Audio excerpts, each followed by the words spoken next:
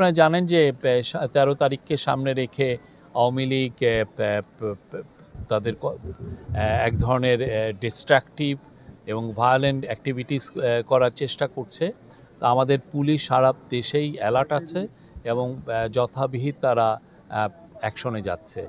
এবং আপনারা জানেন যে তারা এই পর্যন্ত 7টি বাসে তারা আগুন দিয়েছে। হ্যাঁ, আমরা সাসপেক্ট করছি এটা আওয়ামী লীগেরই লোক, আমরা ইনভেস্টিগেট করছি, বাট সোফার আমাদের সাসপিশন হচ্ছে এটা আওয়ামী লীগের বা আওয়ামী লীগ এবং তার অঙ্গ সংগঠনের লোকরা করছে। তার মধ্যে একজনকে হাতে নাতে ডেমরায় আগুন দিতে গিয়েছিলেন, তাকে একজনকে আমরা হাতে নাতে পুলিশ অ্যারেস্ট করেছে, তার বাড়ি গোপালগঞ্জে। আর এছাড়া আপনি জানেন খুবই একটা মর্মান্তিক একটা ঘটনা ঘটেছে ময়মনসিংহে। একজন আমরা নিউজে দেখছি, আমি পুলিশের সাথে কথা বলি না, আমি জাস্ট এখন টিভির একটা নিউজে দেখলাম যে একজন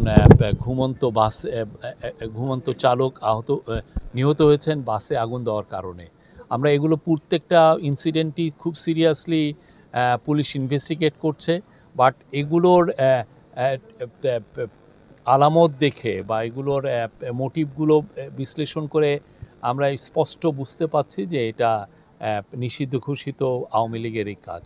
আওয়ামী লীগের আপনি জানেন যে এরা তাদের অ্যাক্টিভিটিস ব্যান করা হয়েছিল আন্ডার দ্য কান্ট্রিজ টেরোরিজম হয়, এবং তারা এই কাজগুলোর মাধ্যমে প্রমাণ করছেন এই যে কেন তাদেরকে সবাই ফ্যাসিস্ট বলে এবং কেন তাদেরকে আসলে এই ব্যান করা হয়েছিল, তাদের অ্যাক্টিভিটিস কেন ব্যান করা হয়েছিল, এরা খুব ভালোভাবে প্রমাণ করছেন।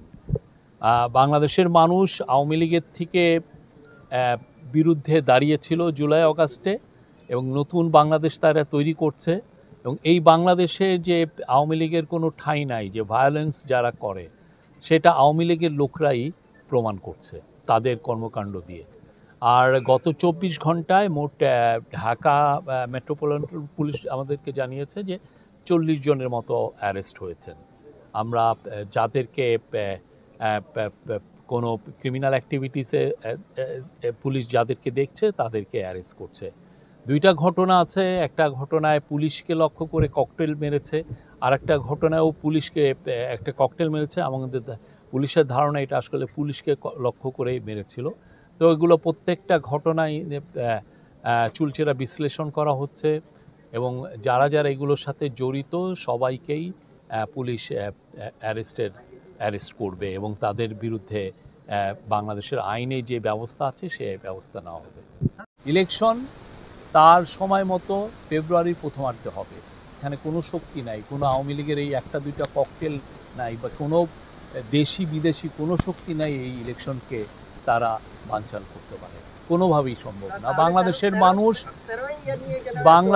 মানুষ খুবই সুন্দর একটা ইলেকশন দেখবে, যেটা ফ্রি হবে, ফেয়ার হবে, ক্রেডিবল হবে, ইনক্লুসিভ হবে। সমস্ত জনগণ যেখানে জয়েন করে যে ইলেকশনে, সেটা ইনক্লুসিভ হবে এবং খুবই উৎসব মুখর হবে। বাংলাদেশে জানেন, আপনি যদি বিদেশে ইলেকশন যান আপনি টেরই পাবেন না যে বিদেশে একটা ইলেকশন হচ্ছে। আর বাংলাদেশে যখন খুব ভালো ইলেকশন হয়েছে, আমরা কেয়ারটেকার গভর্নমেন্টের কয়েকটা ইলেকশন দেখেছি, ভালো ইলেকশন, সবাই তাদের ছেলে মেয়ে বাবা মা সবাই একসাথে ইলেকশনে যায় ভোট দিতে, এবং খুব উৎসব মুখর একটা পরিবেশ হয়। পুরো একটা গ্রামের সমস্ত লোক একটা ভোটিং বুথের বাইরে বা ভোটিং সেন্টারের বাইরে আড্ডা দেয়, কথাবার্তা বলে, এই ইলেকশনের জন্য মানে কে জিতবে ওরা এক ধরনের আলাপ আলোচনা করে। খুবই উৎসব মুখর ইলেকশন হবে, আমরা আবারও বলছি।